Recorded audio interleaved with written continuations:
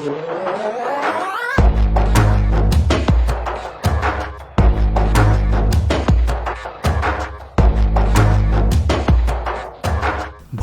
যেন আর জুলাই স্মৃতি জাদুঘর তৈরির প্রয়োজন না হয়, এমনটাই আশা প্রধান উপদেষ্টা ডক্টর মোহাম্মদ ইউনূসের।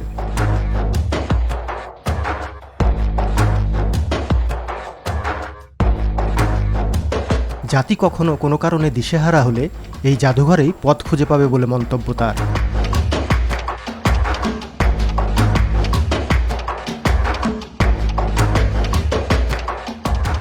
রাজনৈতিক দলের নেতাদের সঙ্গে নিয়ে গণভবনে জুলাই স্মৃতি জাদুঘর পরিদর্শন শেষে এসব কথা বলেন ডক্টর ইউনূস।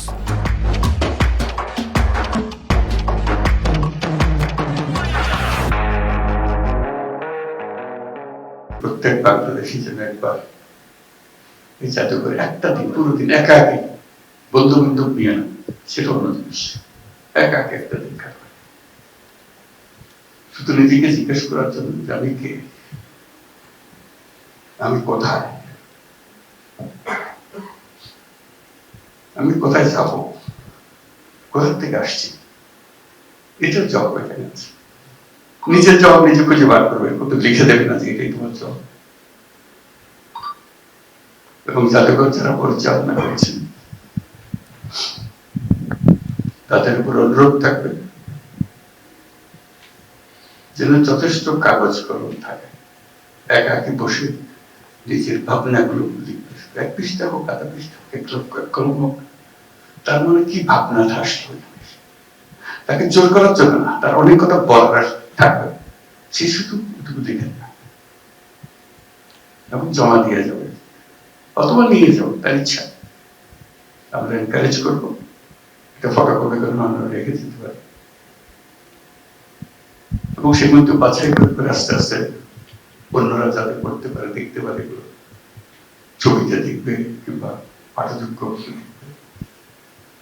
একের অনুভূতি যাতে অন্যদের কাছে ছড়াতে পারি, মানুষ বুঝতে পারে কোথায় খারাপ কি কথা আছে, আমাদের করণীয় কি, এটা যেন আমাদের পরিষ্কার হবে। করণীয় সম্বন্ধে আচ্ছা হয়ে যাওয়াতে আমরা একে সন্দেহের চোখে দেখে কিছু, যদি পরিষ্কার হতো তো সন্দেহটা থাকতো না। এটা তো পরিষ্কার জিনিস, এতে কারো সন্দেহ করার কিছু নেই। ওই লেখার বিষয়টা আমি এনকারেজ করবো, জীবনে একবার অন্তত একা আগে সারাটা দিন এখানে কাটিয়ে যাবে নিজের মতো করে।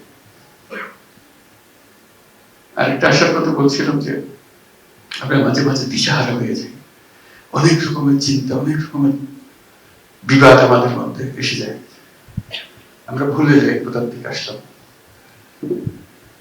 আমরা যখন পথ হারিয়ে ফেলি বিভেদের মধ্যে, এক একজন এক এক দিকে যাওয়ার জন্য তাকিতে দাঁড়াতে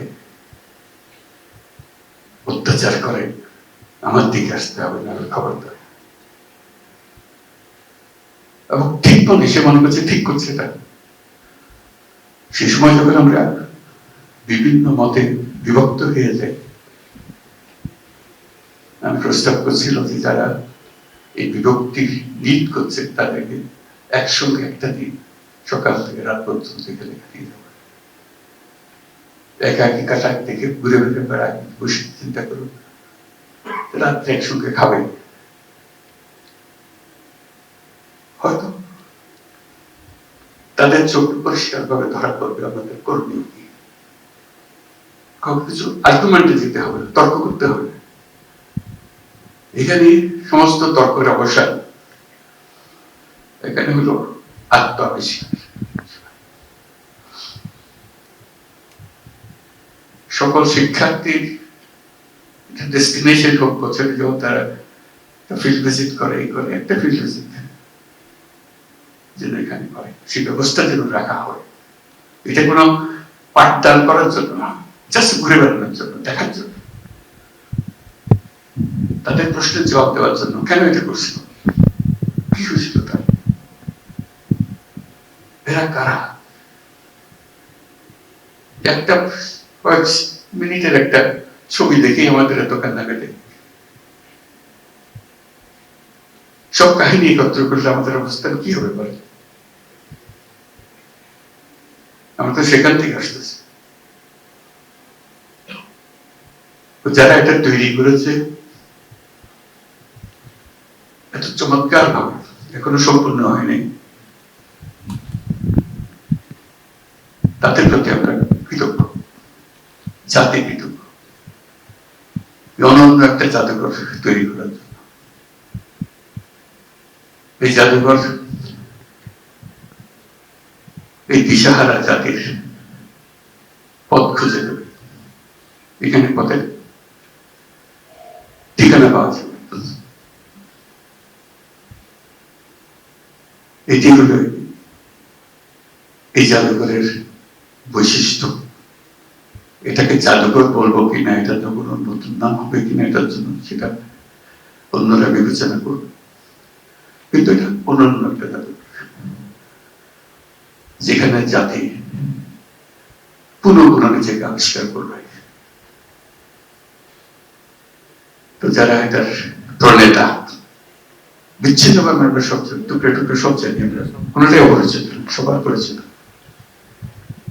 আয়নাগরের বাসিন্দা তো এখানেই আছে, যারা পরিবারের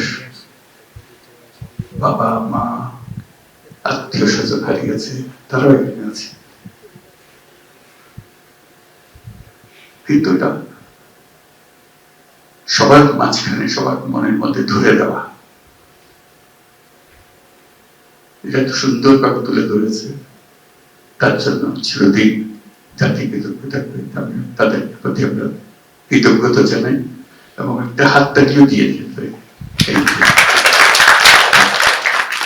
সবাইকে ধন্যবাদ।